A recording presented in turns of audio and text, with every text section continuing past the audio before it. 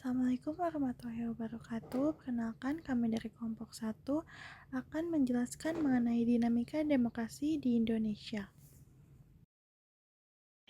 Pengertian dan konsep dari demokrasi. Demokrasi adalah sebuah sistem pemerintahan di mana kekuasaan politik dan pengambilan keputusan dilakukan oleh rakyat atau warga negara secara langsung atau melalui perwakilan yang dipilih yang dikenal sebagai pemerintahan rakyat. Demokrasi juga digambarkan sebagai pemerintahan rakyat, oleh rakyat, dan untuk rakyat. Pengambilan keputusan kolektif oleh warga negara yang memiliki hak suara yang sama dan dilakukan dengan mengizinkan warga negara untuk mempengaruhi keputusan tersebut. Kemudian, saya akan menjelaskan secara singkat mengenai sejarah perkembangan demokrasi di Indonesia. Demokrasi di Indonesia telah mengalami 4 fase utama. Pertama, demokrasi parlementer yang terjadi pada tahun 1945 sampai tahun 1959, yaitu masa awal kemerdekaan saat Indonesia menerapkan sistem parlementer di mana kekuatan eksekutif berada di bawah kontrol parlemen. Namun, karena sering terjadinya pergantian kabinet, sistem ini menjadi tidak stabil yang kemudian dilanjutkan dengan fase kedua, yaitu fase demokrasi terpimpin yang terjadi pada tahun 1959 sampai 1965. Fase ini dimulai setelah dekret presiden pada tanggal 5 Juli pada tahun 1959. Dalam fase ini, Presiden Soeharto memusatkan kekuasaan dan melemahkan peran parlementer. Demokrasi bergeser menjadi otoriter dan tidak partisipatif. Kemudian dilanjutkan dengan fase ketiga, yaitu fase demokrasi Pancasila yang terjadi pada tahun 1966 sampai tahun 1998.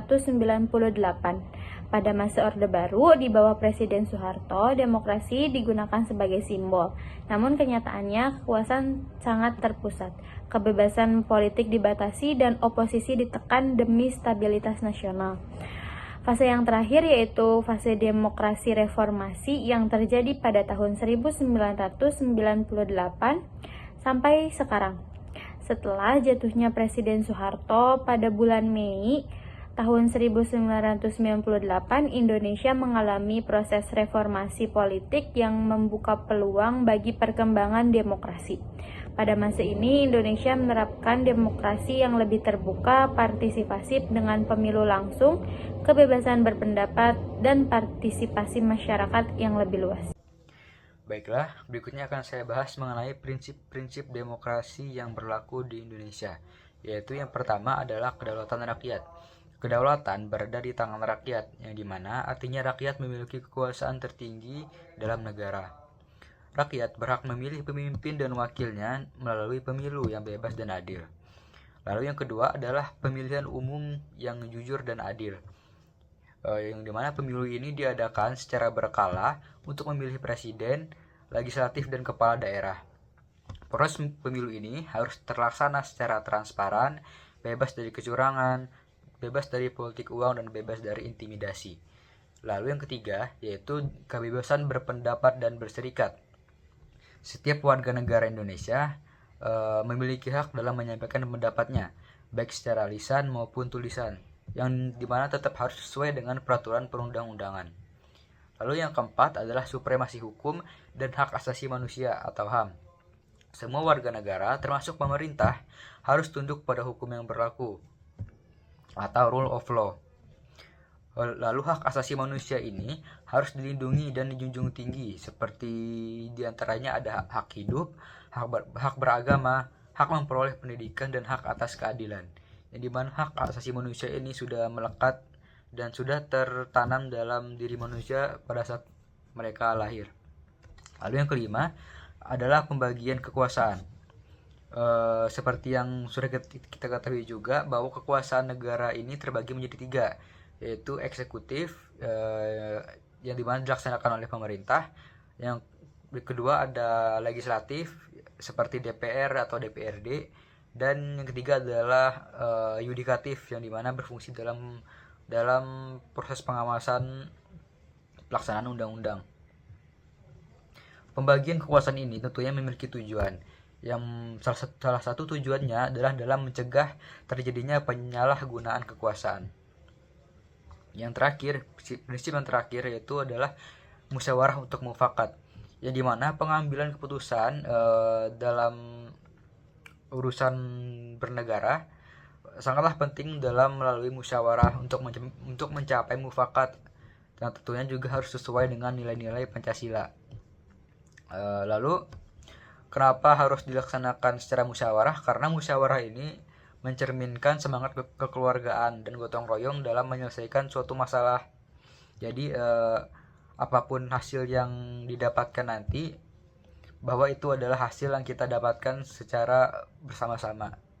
Selanjutnya ada dinamika demokrasi di Indonesia. Pada awalnya Indonesia menerapkan sistem demokrasi parlementer pada tahun 1945 sampai 1959 yang ditandai dengan kebebasan berpolitik dan sistem multipartai. Namun sering menghadapi ketidakstabilan pemerintahan. Selanjutnya pada tahun 1959 sampai 1966 adanya era demokrasi terpimpin. Presiden Soekarno memutuskan kekuasaan dan membatasi peran partai politik dan mengendalikan demokrasi.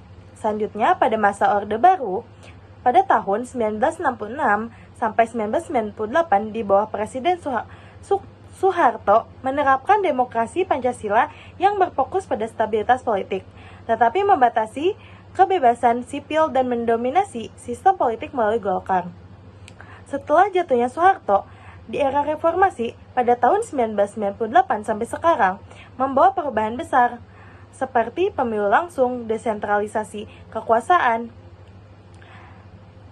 kebebasan pers, dan penguatan lembaga demokrasi. Namun, demokrasi di Indonesia masih menghadapi tantangan seperti korupsi, politik identitas, pembatasan kebebasan sipil, dan rendahnya partisipasi politik yang perlu diatasi untuk memperkuat sistem demokrasi yang inklusif dan berkeadilan.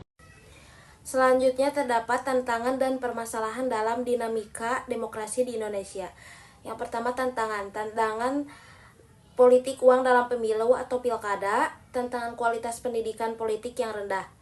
Yang kedua ada permasalahan konflik akibat perbedaan pandangan politik, terutama saat pemilu, permasalahan Undang-Undang ITE dan pembatasan ruang berekspresi masih menjadi isu.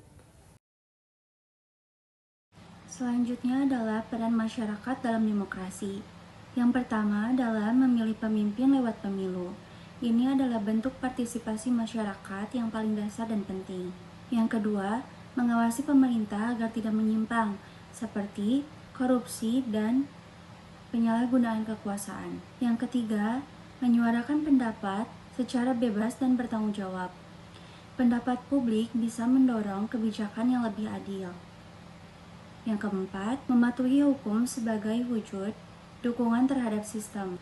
Tanpa kepatuhan hukum, demokrasi bisa kacau dan kehilangan kepercayaan masyarakat.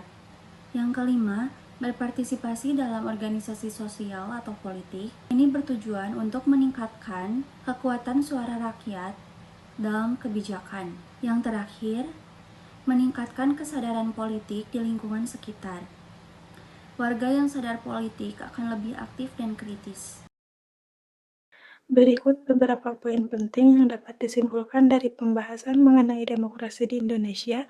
Demokrasi di Indonesia adalah sistem pemerintahan yang melibatkan partisipasi rakyat dalam pengambilan keputusan, baik secara langsung maupun melalui wakilnya. Sejak kemerdekaan, demokrasi di Indonesia telah mengalami berbagai perubahan, dari demokrasi parlementer hingga era reformasi. Prinsip-prinsip utama yang dijunjung meliputi kedaulatan rakyat, pemilu yang adil, kebebasan berpendapat, supremasi hukum, dan musyawarah. Namun, demokrasi masih menghadapi tantangan seperti politik uang, rendahnya pendidikan politik, dan konflik akibat perbedaan pandangan. Oleh karena itu, peran aktif masyarakat sangat penting untuk menjaga dan memperkuat demokrasi yang sehat dan berkualitas. Adapun harapan untuk demokrasi di Indonesia diharapkan dapat terus berkembang menjadi sistem yang lebih adil, transparan, dan inklusif. Masyarakat perlu semakin sadar akan peran penting demokrasi, baik dalam memilih pemimpin, menyuarakan pendapat, maupun pengawasan jalannya pemerintahan. Ruang kebebasan berekspresi harus tetap dijaga dan pendidikan politik perlu ditingkatkan agar demokrasi tidak hanya menjadi prosedural, tetapi juga dapat berpihak pada kepentingan rakyat. Mungkin cukup sekian yang dapat kami sampaikan. Mohon maaf apabila ada kesalahan. Wassalamualaikum warahmatullahi wabarakatuh.